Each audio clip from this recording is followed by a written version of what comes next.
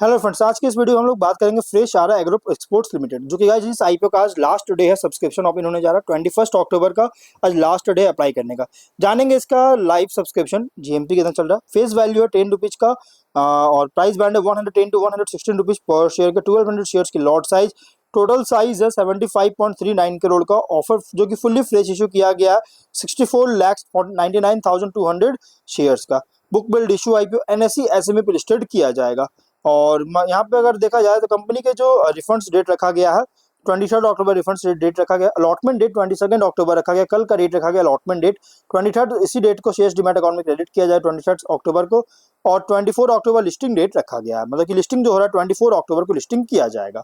वहीं अगर हम बात करेंगे गाइस, ऑफर जो दिया गया था क्यूआईबी को 18.09% का, एचएनआई को 13.59% का, रिटेल को 31.68% का।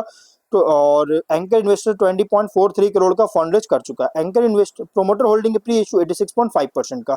और अगर हम बात करें गाइस जिसमें सब्सक्रिप्शन का, तो कंपनी में जो सब्सक्राइब किया गया अगर हम देखेंगे तो गाइस यहाँ पे बहुत ही स्ट्रॉन्ग सब्सक्राइब है। 2 दिन में अगर हम देखेंगे तो क्यूआईबी से अराउंड 7.27 टाइम का सब्सक्रिप्शन देखने को मिला, जिसमें से ऑफर दिया गया था 11,76,000 का। और जो कि ऑफर दिया गया था और बीड हुआ है 85,45,000 का। 99 करोड़ का जो है सो बीड किया गया। एचएनआई से 50.8 टाइम का सब्सक्राइब किया गया। 520 करोड़ का जो है सो टोटल अमाउंट का सब्सक्राइब हुआ। 4 करोड़ 48 लाख 70,400 शेयर्स का जो है सो बीड हुआ है। रिटेल में 49.25 टाइम का सब्सक्राइब है, जिसमें से 10 crore 1 crore 14 1 lakh to 40 sorry 10 crore 14 lakh 20,400 shares जो है सो बीड हुआ है 1176.48 करोड़ का। और टोटल है 37.6 टाइम का सब्सक्रिप्शन है, जो कि 1796 करोड़ का फंड रेज हो चुका है। मतलब इस कंपनी में बहुत ही स्ट्रॉन्ग सब्सक्राइब किया। यहाँ पे क्यूआईबी से भी बहुत अच्छी सब्सक्राइब है। एचएनआई रिटेल से भी बहुत ही स्ट्रॉन्ग सब्सक्राइब देखने को मिला है। अब डे बाई डे का देखते हैं, तो यहाँ पे डे 1 में जो है सब्सक्रिप्शन जो देखने को मिला है क्यूआईबी से जो था डे 2 में। एक्चुअली गाइस डे 1 का तो हम लोग बता चुके हैं। डे 2 का अगर हम देखें 7.27 टाइम का बहुत अच्छी इंक्रीज किया डे 1 के कंपैरिजन में। डे 3 में और डे 2 में एचएनआई से 50.8 टाइम का अराउंड 5 टाइम इंक्रीज किया है डे 2 में एचएनआई से। रिटेल से 49.25 टाइम का, जो कि लगभग लगभग 3 टाइम्स इंक्रीज करता हुआ देखने को मिला है। टोटल 37.6 टाइम सब्सक्राइब, क्योंकि डे 1 में 12.31 टाइम का सब्सक्राइब था और डे 2 में 37.6 टाइम की सब्सक्रिप्शन देखने को मिला है। बहुत ही स्ट्रॉन्ग सब्सक्राइब देखने को मिला है। इस पर ज्यादा कुछ बिजनेस पर मैं ज्यादा कुछ बात नहीं करूंगा, मैंने ऑलरेडी इस पर बहुत सारे वीडियो बना रखे हैं, इसलिए मैं इस पर बात नहीं करूंगा। कुछ रिस्की पॉइंट की बात करेंगे, लेकिन जो इंपॉर्टेंट पॉइंट है, कंपनी इन्वॉल्व है ऑन गोइंग लीगल प्रोसीडिंग्स में। कोई भी एडवर्स जजमेंट आता है इसके केसेस में, तो गाइज इसकी वजह से कंपनी का बिजनेस को डेट्रीमेंटल कर सकता है। लार्ज पोर्शन ऑफ कंपनी का रेवेन्यू जनरेट करता है गैरकिन सेल से, और जिसमें कंट्रीब्यूशन है 22 में 107.808 करोड़ का, 96.2% का कंट्रीब्यूशन। 23 में 93.5% का कंट्रीब्यूशन है 117.8 करोड़ का। 24 में 164.4 करोड़ का रेवेन्यू है और 84.9% का रेवेन्यू पर जो है जनरेट कर रहा है, जो कि कंट्रीब्यूशन है। कोई भी फेलियर होता है इस रिक्वायर्ड अमाउंट जो है रॉ मटेरियल्स का, इसको प्रोक्योर करने में फेलियर होता है, जो कि और इसको या फिर मेंटेन करने में फेलियर होता है, प्रोडक्ट क्वालिटी को फुलफिल नहीं कर पाती है कस्टमर डिमांड को, जो कि कंसर्निंग हो सकता है प्रोडक्ट्स पर, और इसलिए गाइस कंपनी का ऑपरेशन फिनेंसेस को अफेक्ट कर सकता है। इनएडिक्वेट स्टोरेज प्रोसेसिंग और जो हैंडलिंग कर रहा है प्रोडक्ट्स का, इस जैसे gherkin, baby corn, banderilla, chillies, bell peppers, और जो कि ये जैसे लीड हो सकता है स्पॉइलेज और प्रोडक्ट डैमेज को रिलेटेड, और इसमें जो कि हार्म कर सकता है कंपनी के बिजनेस ऑपरेशन फिनेंशियल स्टैंडिंग को। और कंपनी का जो सिग्निफिकेंट शेयर ऑफ फ्रेश आरा का रेवेन्यू जनरेट होता है इंटरनेशनल कस्टमर से, पर्टिकुलरली रशिया से, जो करंटली इन्वॉल्व है यूक्रेन के साथ कॉन्फ्लिक्ट में इन्वॉल्व है। लगभग 2 साल से इन्वॉल्व है इस कॉन्फ्लिक्ट के साथ, कॉन्फ्लिक्ट कर रही है, संघर्ष कर रहा है, स्ट्रगल कर रहा है, जहां से मेजोरिटी रेवेन्यू जनरेट कर रहा है। जिसमें 22 में 42.5 करोड़ का रेवेन्यू था, 38.26% का। 23 में 33% का रेवेन्यू था, 41.6 करोड़ का। 24 में 23% का रेवेन्यू कंट्रीब्यूशन था, 45 करोड़ का रेवेन्यू जनरेट किया था। और इसलिए गाइज कोई भी डिस्ट्रप्शन अगर होता है इस वॉर के कारण, या फिर स्ट्रेंड रिलेशन जो है दो कंट्रीज के बीच में अगर होता है, हिंडर होता है, तो फ्रेश आरा का जो एक्सपोर्ट है, ऑपरेशन रेवेन्यू जो है, इसको भी अफेक्ट कर सकता है, हिंडर कर सकता है।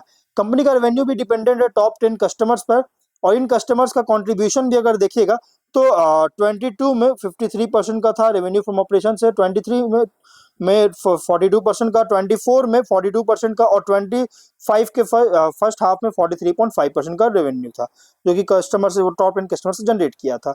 कोई भी लॉस अगर होता है मेजर कस्टमर्स में या फिर फेलियर होता है इनको रिटेन करने में, तो इसके रेवेन्यू जनरेशन कैपेबिलिटीज को भी डेट्रीमेंटल कर सकता है।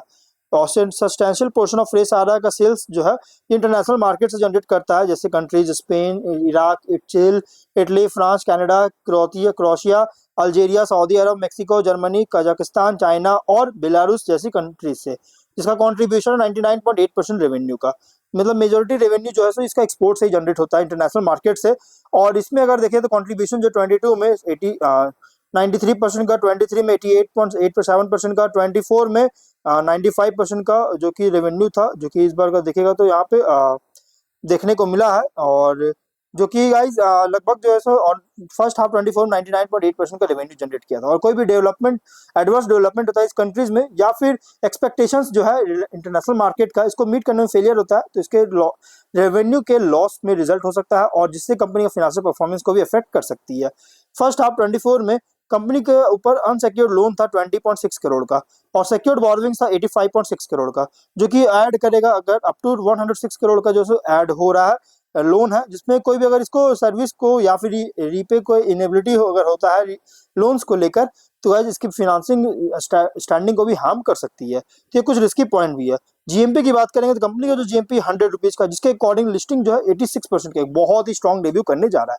मतलब कंपनी जो लिस्टिंग दे रही है बहुत स्ट्रॉन्ग लिस्टिंग मिलने जा रहा है। गाइस अगर आप इसमें अप्लाई करना चाहते हैं और आपको अलॉटमेंट चांसेस चाहिए, तो गाइस आप इसमें 116 रुपीज पे ही अप्लाई कीजिए, क्योंकि कट ऑफ प्राइस पे ही अप्लाई कीजिए, क्योंकि जो ऑफर जो दिया जाता है कंपनी के द्वारा वो अपर प्राइस पे ही दिया जाता है। अगर आप इसमें 110 या फिर 115 रुपीज के बीच में अगर आप अप्लाई करते हो तो आपका अलॉटमेंट बिल्कुल भी नहीं होगा, आप बिल्कुल भी अप्लाई अलॉटमेंट नहीं मिलेगा। बल्कि अगर आप इसमें अप्लाई कर जाते हैं 116 रुपीज पे, तो आपको अलॉटमेंट चांसेस बनेंगे, क्योंकि गाइस इसमें एंकर इन्वेस्टर को जो ऑफर दिया गया 116 रुपीज पर शेयर पे जो ऑफर दिया गया, और ऐसा नहीं है गाइस कि किसी इन्वेस्टर को 116 रुपीज पे ऑफर दिया गया और किसी को 110 या 115 रुपीज पे अलॉटमेंट किया जाएगा, ऑफर दिया जाएगा। तो ऐसा कुछ नहीं है, ये इक्वली ऑफर दिया जाता है किसी को भी, सभी इन्वेस्टर्स को इक्वली ऑफर दिया जाता है। इसलिए अगर आप इसमें अलॉटमेंट चांसेस चाहते हो तो 116 पे ही अप्लाई कीजिए, तो आपको चांसेस मिलेंगे इसमें अलॉटमेंट के। तो और ये कोई रिकमेंडेशन वीडियो नहीं, बल्कि एक सॉरी ये कोई मतलब कि ये सिर्फ एक रिकमेंडेशन वीडियो, ना कि कोई सॉरी गाइस, एक्चुअली ये कोई रिकमेंडेशन वीडियो नहीं, बल्कि मैंने सिर्फ अपना एक व्यूज दिया है इस आईपीओ से रिलेटेड। तो कोई भी अप्लाई करने डिसीजन लेने से पहले गाइस आप खुद से भी एनालिसिस जरूर कीजिएगा। बाकी मैंने इंपॉर्टेंट पॉइंट को डिस्क्लोज कर, इसमें इंपॉर्टेंट पॉइंट को मैंने कवर कर रखा है। तो वीडियो कहीं पर एंड करते हैं, अगर कोई डाउट कमेंट बॉक्स में पूछे। मिलता है नेक्स्ट वीडियो में।